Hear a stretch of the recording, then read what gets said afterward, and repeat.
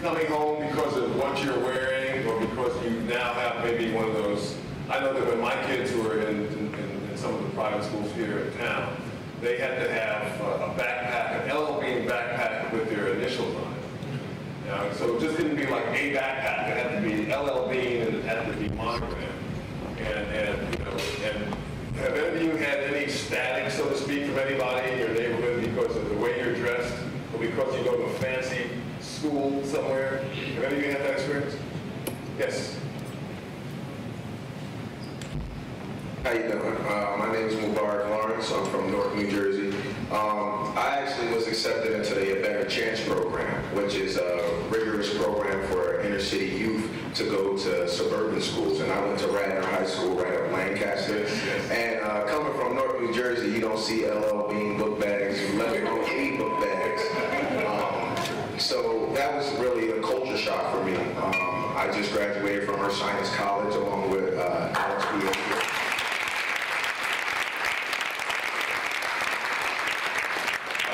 The major thing for me was pretty much submerging myself in academics. I was from a neighborhood where academics really wasn't, pushed upon, and it was up to my mom. So stay on your kids. Don't give them an option most of the time, but yeah, hear them out. My mom, she said, you're going away to school. You can't go to Shabazz. You can't go to Arts High. You need to go away to school and really get out of this culture. And it wasn't until I went to the suburbs that I realized life was different, and it was a lot more easier, and the resources were there for those students. And the resources I had to achieve, it was like word of mouth. And going to a public school and going to a private school, I realized that a lot of people didn't take heed to wearing a uniform and looking the part. And a lot of guys that want to wear the baggy jeans and be a part of that hip hop culture or the pop culture. And I got a lot of, I got a lot of steam for that, but I didn't let it deter me.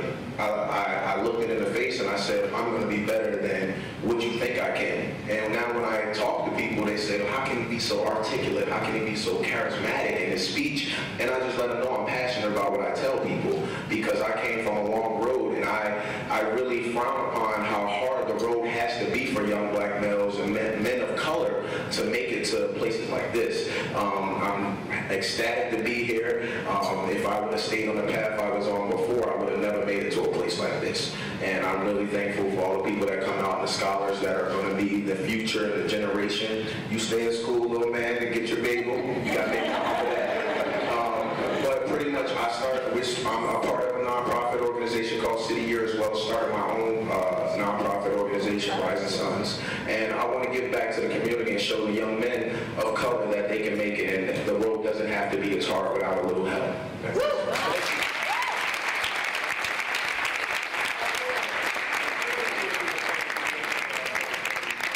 Two people from Tony and also from Daryl.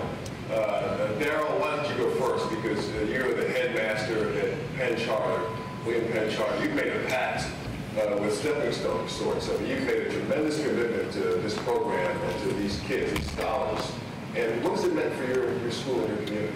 Well, thank you. Good evening. I'm thrilled to talk on behalf of Steppingstone. I'm thrilled to be here, and I thank Connie and Nina for their wonderful work, and Joe and Dr. Davis, thank you for this work. I think about the word partnership, and Pact made me think about the idea of partnership, and it seems to me that in all the rave these days with less funding and with trying to be more effective and having higher impact, it's all about partnership. And I think that there's not a better model than the Steppingstone program in terms of how we partner together. And so the program starts with these great scholars and their families who make huge commitments to the program. And then it goes to the Steppingstone program itself and the staff that does a great job to prepare our students. And then it goes to really the schools, and the schools make a huge commitment. I've been involved with Steppingstone for about 10 years now, 9 or 10,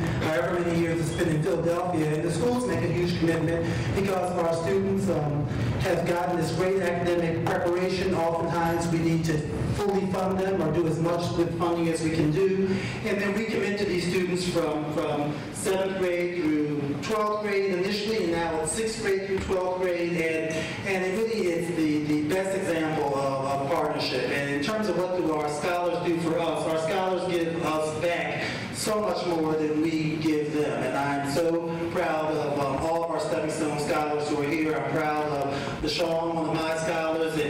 Kwan, one of our other scholars, and I'll just give you a quick story about how these students have an impact on our school, and how eager and how hungry they are for education. And so I can't remember which part of the program she had completed, but she had clearly done the 14-month program, and she had clearly come and started our school and done great in school, and then she kept wanting to come a believer. I hope you all too. So thank you. Great headband.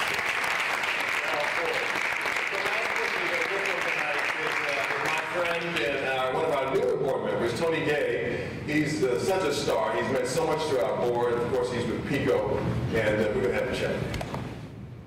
Well, I don't know if I can say things so eloquently as some of our young scholars have said, but you know, when I think about why Steppingstone is so important, I think of two things. There's numerous in detail, but I think of diversity, and then I think of seizing the day. And when I talk about diversity, we at PICO, we are committed to diversity.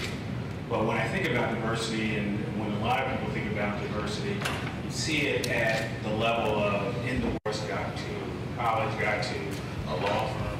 So that's one thing I think of. But I also think about seizing the day, or leaving no stone unturned. Can you imagine this gentleman, and this gentleman here, and there's ladies in the audience also.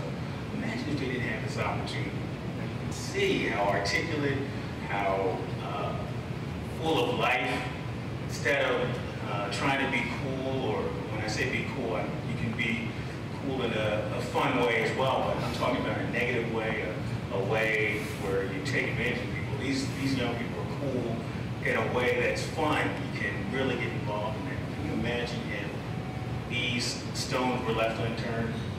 So those are really the two things I'd like to say. I would say if you're behind diversity, and I've sat in classes with some of the students, there's young people of limited economic means, or just limited opportunities of all races and backgrounds and stepping stones. But also, these are diamonds that if you just lift up a stone, if you take an opportunity to use your abilities to lift up a stone, you can see what a great opportunity and what great potential these young kids have. So that's what I'd like to remember this. Thank you very much.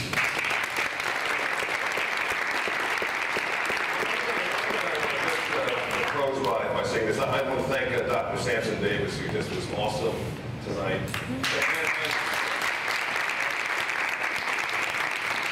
I want to close by saying this to you, which is that you have a chance to make a difference, to make an impact, also to make a pact with us, with Steppingstone Scholars, and to change the life of maybe one kid, or two kids, or three kids. And this is a chance for you. And we want you to think about this and then maybe act on it. A chance for you to make a difference in somebody's life. Do you realize that in this room might be the next person, the person who discovers a cure for cancer, or the person who brings about world peace or an end to nuclear weapons? That person could be sitting right in this room today, and you're here because of the generosity of somebody like you who saw fit to give. I'm able to do what little bit I do because of the generosity of people who made it possible for me to go to private school. And I never got to meet those people to thank them for what they did for me, but they made a huge impact on my life. And the hope is that we can help lots of other people, like some of the young people in this room, make the kind of contribution that Sampson Davis is making, where he's not only making money, but he's giving back. You know, we don't get to take with us into the next life what we make here. That all stays here. But what we can do while we're here is make a difference in somebody else's life and help somebody else. That's what gives life meaning. I hope you'll do that. I hope so. Here from the bottom of your heart. God bless you.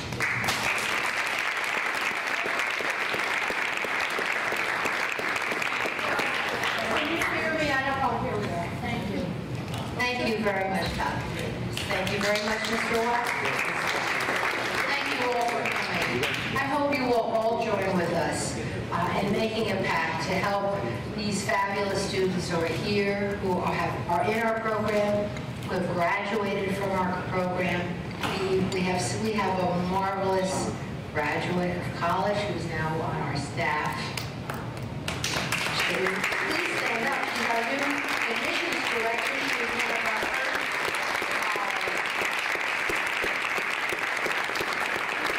In the center of your table are bowls, and in the bowls are an envelope and a piece of paper.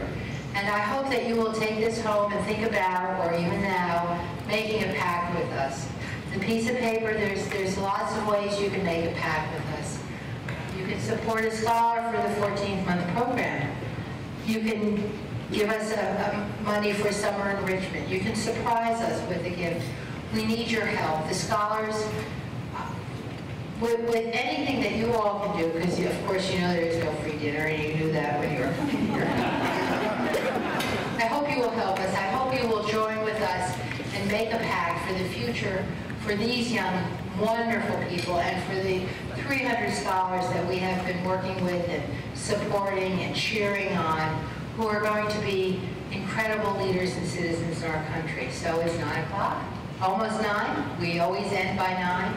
Thank you so much for coming, and thank you for supporting us.